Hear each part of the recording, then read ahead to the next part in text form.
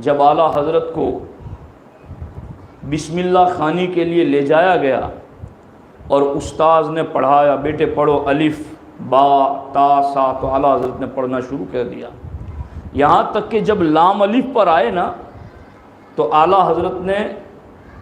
استاذ نے پڑھایا پڑھو بیٹے لام الف، تو آپ نے نہیں پڑھا، استاذ نے کہا پڑھو بیٹا لام الف، تو آپ نے نہیں پڑھا،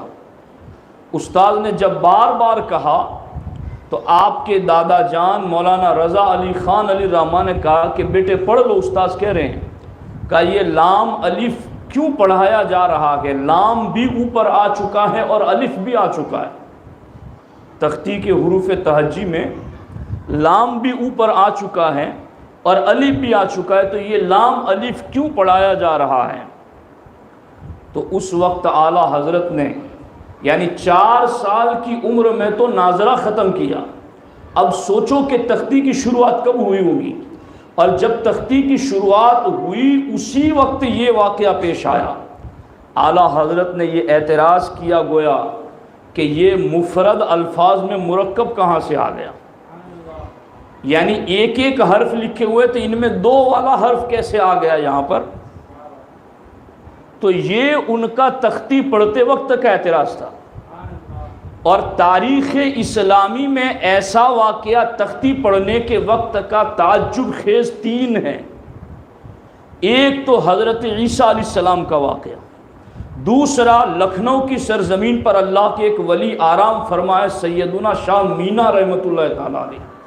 اور تیسرا واقعہ بریلی کے محدث امام احمد رضا بریلی کا۔ حضرت عیسیٰ علیہ السلام نے بھی جب پڑھا تھا تو استاذ جب پڑھانے لگے الف با تا سا، تو حضرت السلام نے کہا تم یہ حرف تو پڑھا رہے ہو مگر تمہیں پتہ ہے کہ الف کا معنی کیا ہے، با کا معنی کیا ہے، سا کا معنی کیا ہے؟ اور پھر استاذ نے کہا یہ تو مجھے نہیں معلوم، بس میں تو تمہیں یہ پڑھانے کا ذمہ دار ہوں۔ حضرت عیسیٰ علیہ السلام نے کہا اب تم میری جگہ پہ آؤ، میں تمہاری جگہ بیٹھتا ہوں اور میں تمہیں بتاؤں گا کہ یہ الف با تا سا کا معنی کیا ہے۔ یہی واقعہ شاہ مینا رحمۃ اللہ علیہ کے حوالے سے واقعہ ہو جو اخبار الاخیار شریف میں شیخ عبدالحق محدث دہلوی علیہ رحمٰ نے لکھا کہ حضرت سیدنا شاہ مینا رحمۃ اللہ تعالیٰ علیہ، ان کو جب استاذ نے کہا کہ بیٹا پڑھو الف با تا سا، تو سیدنا شاہ مینا رحمۃ اللہ تعالیٰ علیہ نے فرمایا کہ تمہیں پتہ ہے کہ یہ الف کا راز کیا ہے، با کا راز کیا ہے، تا کا راز کیا ہے؟ کہا یہ تو مجھے نہیں پتا۔ تو پھر آپ نے پوری تختی میں موجود ایک ایک حرف کے رازدارانہ جو معنی تھے وہ بتانا شروع کر دیے، اور تیسرا یہ تختی پڑھتے وقت کا واقعہ سیدھا بریلی پہنچا امام احمد رضا کی بارگاہ میں۔ جی دھیان سے سنو، اعلیٰ حضرت کے والد دادا جان امام رضا علی خان علی رحمٰ نے اس وقت ارشاد فرمایا کہ بیٹا یہ جو تم نے پہلے الف پڑھا ہے حقیقت میں وہ الف نہیں ہے، وہ حمزہ ہے، حقیقت میں وہ الف نہیں ہے، وہ حمزہ ہے، چونکہ الف ہمیشہ ساکن ہوتا ہے اور جب اس پر زبر زیر پیش کی حرکت آ جاتی ہے تو اس کو حمزہ پڑھا جاتا ہے۔ تو بیٹا یہ جو تمہیں الف پڑھایا گیا وہ حمزہ ہے،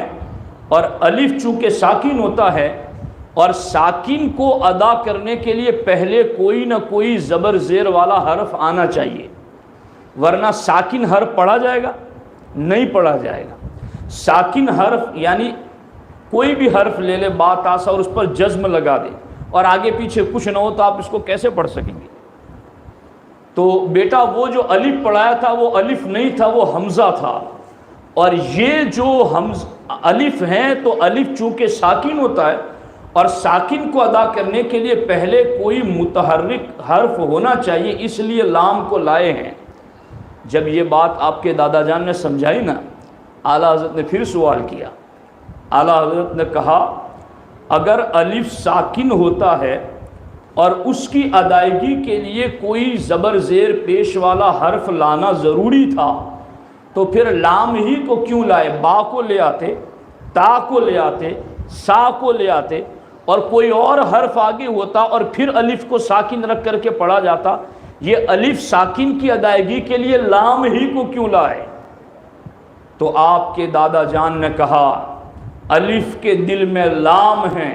اور لام کے دل میں الف ہیں۔ یعنی اب اس کو بورڈ پر لکھ کر کے ہی سمجھایا جا سکتا ہے کہ اگر عربی میں الف لکھا جائے تو پہلے حمزہ، پھر لام، پھر فا، جی تو الف لکھیں گے تو بیچ میں لام آئے گا، اور لام لکھیں گے تو بیچ میں الف آئے گا۔ اعلیٰ حضرت کے دادا جان نے اسی وقت وہ لام بیچ میں اور الف بیچ میں بتا کر کے یہ راز دنیا کے سامنے ظاہر کر دیا کہ میرا یہ شہزادہ اگر فقہ میں نائب امام اعظم ہے تو یہ تصوف اور طریقت میں نائب غوث اعظم ہے۔